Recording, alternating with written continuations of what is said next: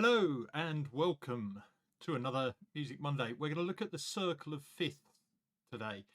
You will have heard of this in music theory, but after the last 2 weeks where we looked at modes and then we looked at major scales and their related chords that you could work out, so those are two useful videos to watch, but it is now useful to know about the circle of fifths. I'm not going to go into how we're going to use it in this one. I just want you to be able to create your own circle of fifths because it looks fairly complicated when you look it up on the internet. So for example, there's a circle of fifths diagram that I found. It's one that I thought was quite useful because it's got the major chords in the outer circle, the relative minor chords on the inner circle, relative minors and majors you can see in the modes video, because at the top there you can see C, its relative minor is A minor because they have the same notes and therefore the same key signature with no sharps or flats. So there's a couple of patterns to notice here. One is it's called the circle of fifths because they are going up to the fifth degree of the scale each time it goes round. So C going to G, G is the fifth note of C, D is the fifth note of G, and so on, A, E, B, F sharp, C sharp, and so on. That's the first pattern.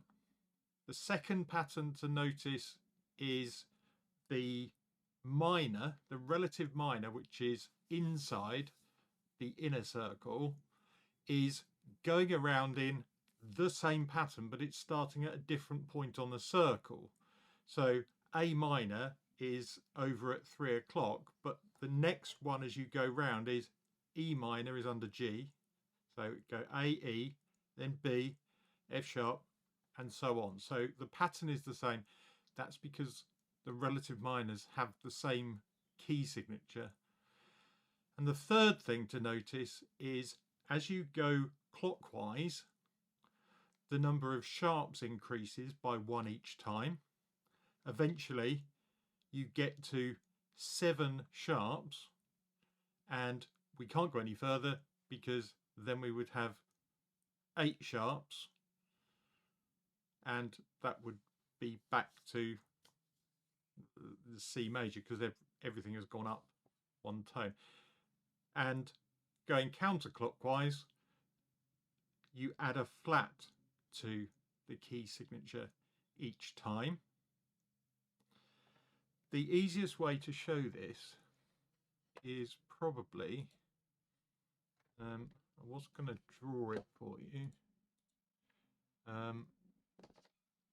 but let's just listen. So to work it out, you've got a C to start with. The fifth note of C is G. Then you've got the fifth note of G is D.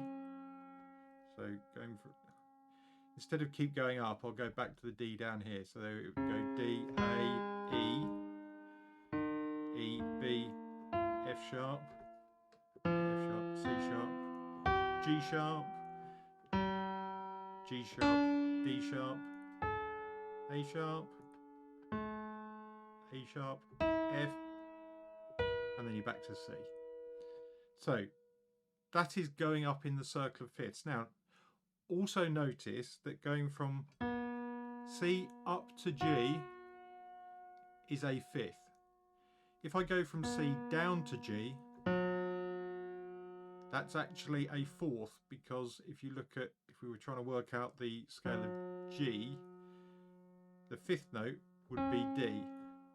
The fourth note is actually C. So going up, it's a circle of fifths. If you were going down, it would actually be a circle of fourths, but the notes would be the same. That makes some sort of sense.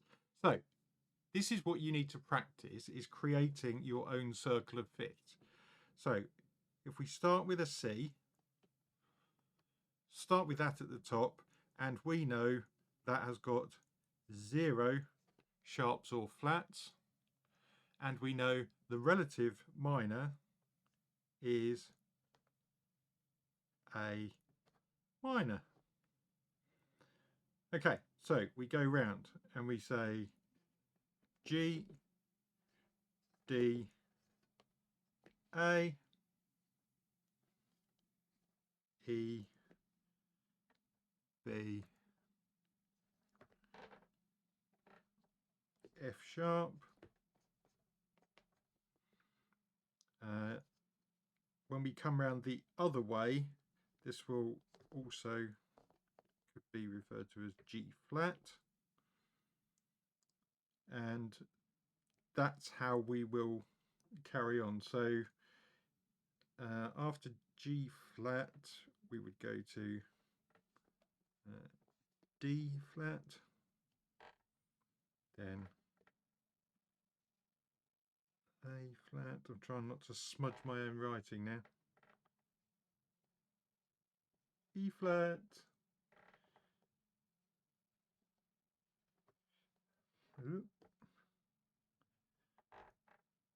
B flat, F, and back to C. So in terms of a clock face, you've got C at the top, A at 3 o'clock, E flat and F sharp, because there are 12 notes. Now you would just work out what the minors are. So as I said, A is the relative minor of C. So the next one round, if we're going in fifths, is obviously going to be E minor,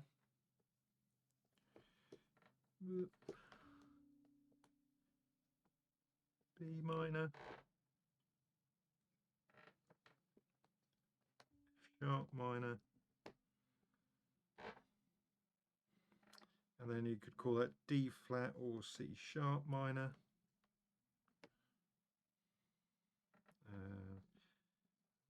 G sharp minor, and then the relative minor is either D sharp or E flat minor. We've got B flat minor. Oops, I lost the top of my pen. F minor there, C minor, G minor, and finally D minor. It's not the neatest circle of fifths I've ever drawn, I must admit, but it's quite hard doing it on here.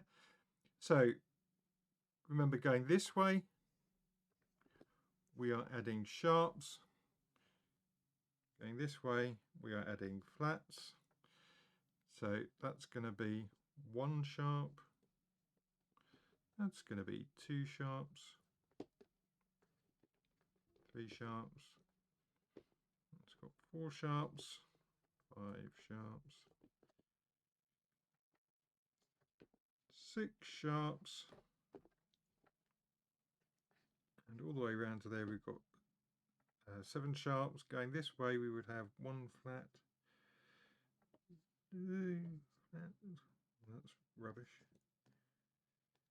3 flats, 4 flats, so 5 flats, 6 flats, and that would be 7 flats. So not the neatest bit of work I have ever done there, but you get the idea. You can create your own circle of fifths, which looks quite complicated, just by working out the sequence of notes. There you go. That's it for today. Go and practice working out the circle of fifths. I will come back to how we use it next week. Oh, did you like and subscribe? Thanks very much. See you in the next video. Bye for now.